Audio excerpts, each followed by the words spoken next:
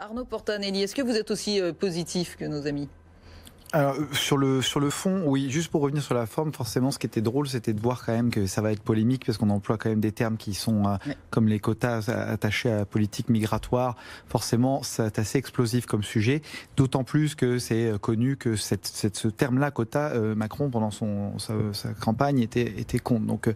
Donc là, on a vraiment un sujet qui est tendu. Et pour répondre à votre question, je suis évidemment, en tant qu'entrepreneur, mais pour faire l'inverse, c'est-à-dire ne plus avoir de quotas sur l'immigration sur ce besoin-là, puisque si une entreprise comme la mienne a besoin de compétitivité et qu'on a des freins pour embaucher des étrangers, je trouve ça dommage, quelle que soit la catégorie d'étrangers, puisque je pense que le but c'est d'être compétitif et il faut trouver les besoins.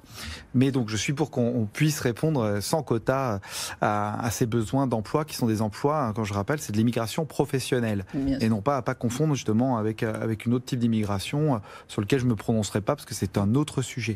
Et je suis aussi pour les besoins et la politique de formation qu'est en train de mettre le gouvernement en place. Là pour le coup cette fois-ci je suis pour puisque le gouvernement comprend ce besoin. Je rappelle qu'il y a entre 300 et 400 000 postes non pourvus, en partie pour des problèmes de formation, donc d'incompétence face à besoins de compétences. Oui, d'adéquation entre la demande et l'offre. Entre effectivement la compétence de l'individu et ce que le marché de l'emploi a besoin.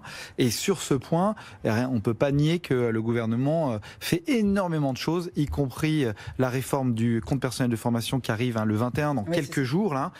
Vous aurez tous une application qui va vous permettre, au téléphone, et puis un site internet qui facilite quand même l'appétence des Français pour se former.